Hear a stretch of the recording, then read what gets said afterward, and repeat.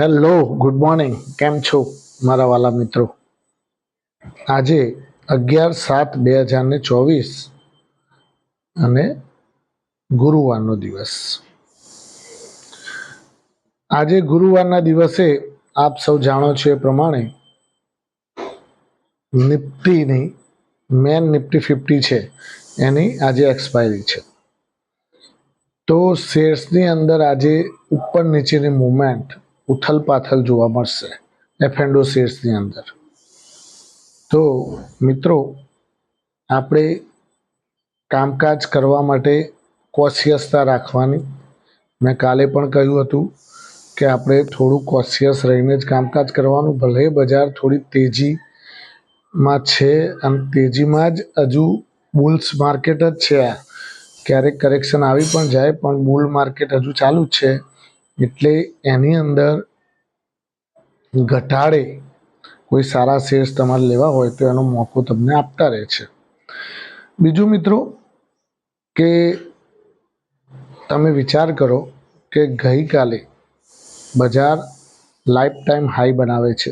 24,461 નિફ્ટીનો life time high બન્યો.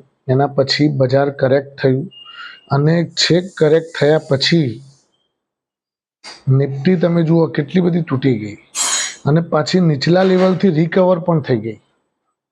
200 point Nifty તૂટી ગઈ હતી, 200 ઉપર પોઈન્ટ, પણ નીચલા લેવલથી પાછી સુધરી અને 104 પોઈન્ટ નિફ્ટી માઇનસ રહી. એટલે નીચલા લેવલથી ખરીદારી તો આવી રહી છે. બીજું મિત્રો, કે ગઈકાલના ડેટા બતાવે છે કે FIIએ ગઈકાલે ફ્રેશ શોર્ટ કરેલું છે. ફ્રેશ શોર્ટ એટલે કે લોંગમાંથી કાપી અને શોર્ટમાં ઊભા રહી ગયા છે. એટલે એ થોડું જોવાનું રહ્યું. બીજું મિત્રો, કે આપણા જે IT સેક્ટરનો જે રાજા છે TCS, એનું આજે રિઝલ્ટ છે. હવે એના રિઝલ્ટ ઉપર બધાને મીટ મંડાયેલી છે કે એની કોમેન્ટ્રી કેવી આવે છે. એના ઉપર આખું IT સેક્ટર ફોકસ કરશે. કારણ કે IT સેક્ટર એ બજાર માટે એક હૃદય કહેવાય. એ હર હંમેશ H and every time gradually profit બનાવતું આવ્યું સેક્ટર છે.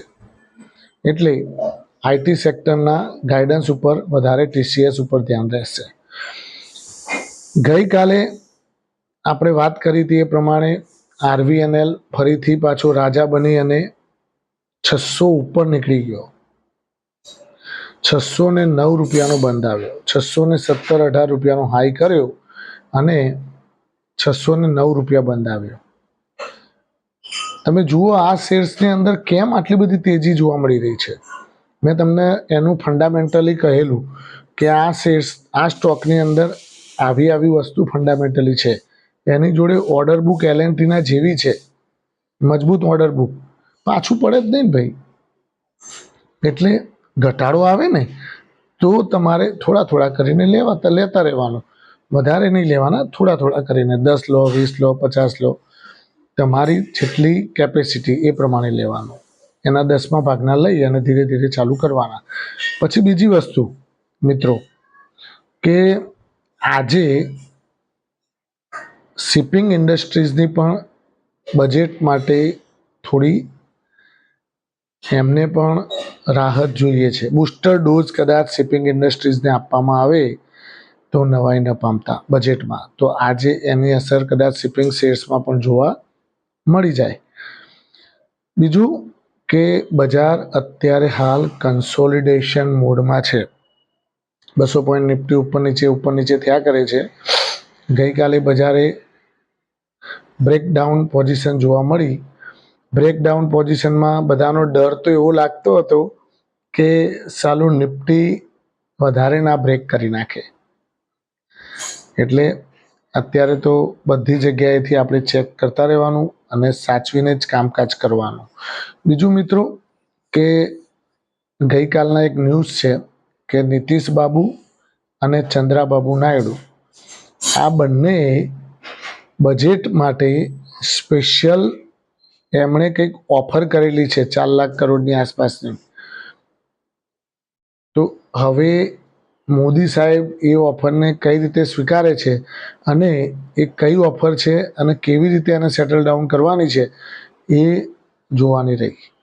એટલે તમે કદાચ વિસ્તારથી ન્યૂઝને બધું વાંચતા હોય તો તમને આઈડિયા આવશે કે નીતિશ બાબુ અને ચંદ્રબાબુ નાયડુએ કારણ કે આ શું છે ભાઈ, મિલીજુલી સરકાર છે. મિલીજુલી સરકારમાં બધા પોતપોતાનું રવૈયો તો ખેંચવાના કે ભાઈ હું મારા ભાઈનું ખેંચું, નીતિશભાઈ એના ભાઈનું ખેંચે, ચંદ્રબાબુ નાયડુ એના ભાઈનું ખેંચે.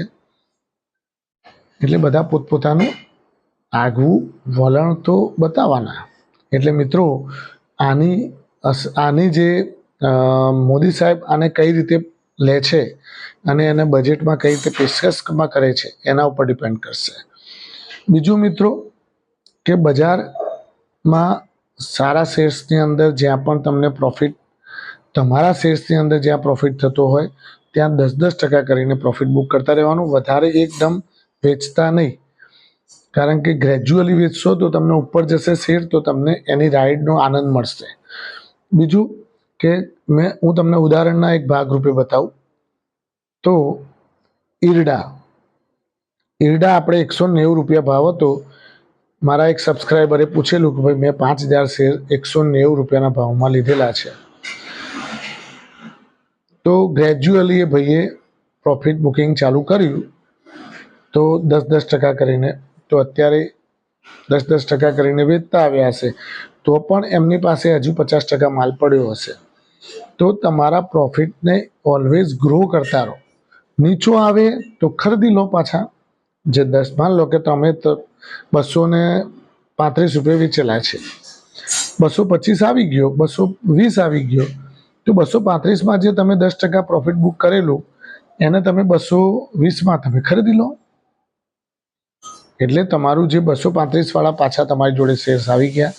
જે 15 રૂપિયાનો ગાળો મળ્યો એ તમને પ્રોફિટ રૂપે તમારા ખિસ્સામાં જતો રહ્યો અને તમારા શેર્સની ક્વોન્ટિટી પાછી હતી એટલી થઈ ગઈ.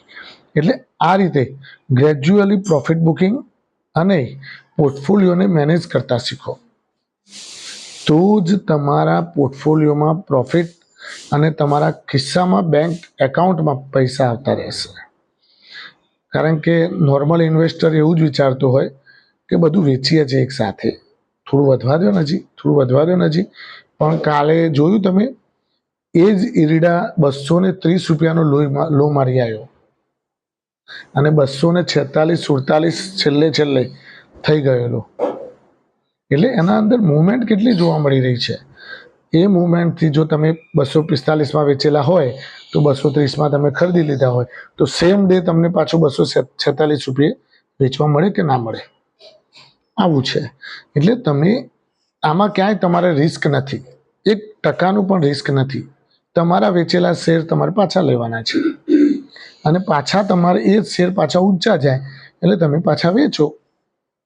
આ સ્ટ્રેટેજી ચલાવો, તમારા પોર્ટફોલિયોમાં શેર્સ પણ વેલ્યુએશન પણ વધશે અને તમારા ખિસ્સામાં ગ્રેજ્યુઅલી પ્રોફિટ પણ આવશે. Thank you very much. ખૂબ ખૂબ આભાર મિત્રો. સારા મર્મ સાથે આજે ટ્રેડિંગ કરજો અને કામકાજ કરજો અને તમારો ગ્રેજ્યુઅલી પ્રોફિટ અને તમારો જે પોર્ટફોલિયો છે એ વધતો રહે એવી આપણી આ ચેનલની મુહિમ છે. Thank you very much. ખૂબ ખૂબ આભાર.